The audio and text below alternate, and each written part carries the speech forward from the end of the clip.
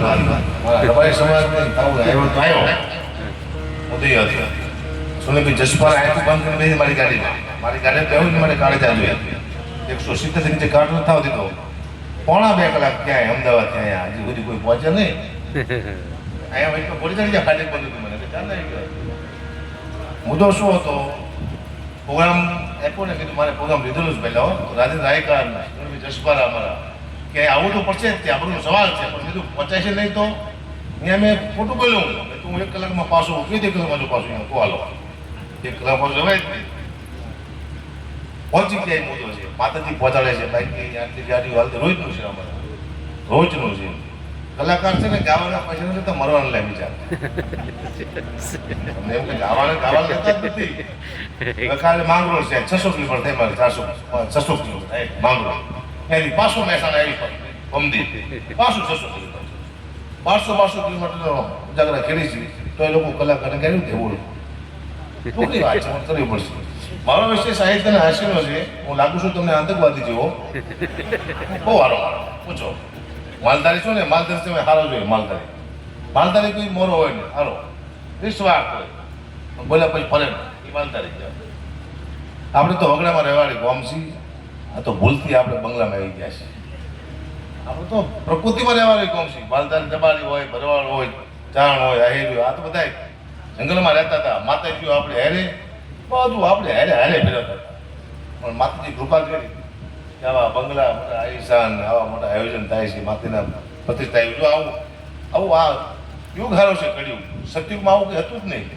એટલા માણે નહોતા મંડપે નહોતા લાઇટ સાઉન્ડ આવું સતયુગમાં હતું જ નહીં અત્યારે છે હું તો બહુ માનું છું કળિયુગને હું બહુ કળિયુગની પૂજા કરું છું રોજ શું વાત અદભુત સમય આવ્યો છે જેવા જેવો સમય અહીંયા ક્યારે તમે રાજા થઈ જાઓ અને ક્યારે રંગ થઈ જાઓ ખબર નથી 10,000 કરોડની પાર્ટી 1 સેકન્ડમાં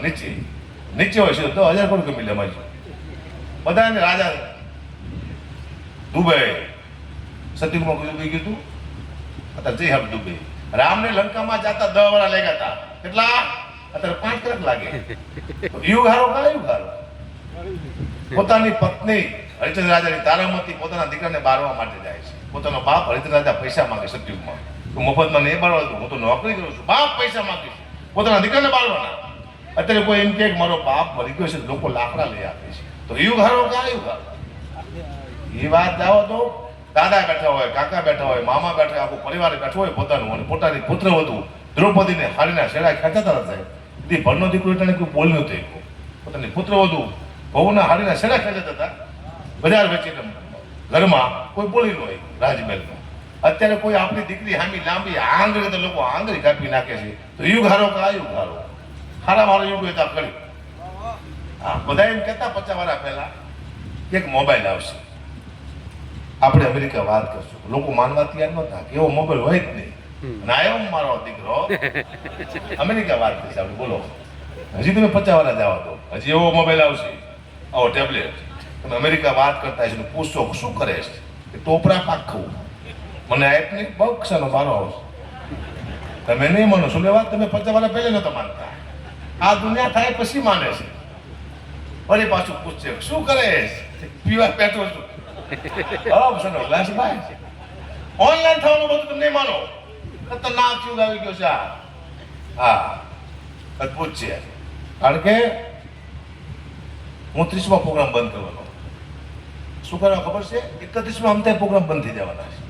છે એક રોબોટ આવવાનો છે એ આય કહેવાય છે મારા જેવો રોબોટ આવશે અક્કાબા જેવો સેમ ટુ સેમ ને મારા જેવું જ બોલશે મારું ખાલી 600 રૂપિયા તમે લે 600 બોલશો 600-700 રૂપિયામાં તો તમે મને લાવશો રોબોટને લાવશો યુગ બદલી ગયો છે આ દુનિયામાં એઆઈ ને ભાઈ બે જ રહેશે બાકી બધા નીકળી જવાનું દુનિયામાં ખતરનાક યુગ આવી રહ્યો તમે જુઓ તમે વિચાર્યું ને એવું થવાનું નહીં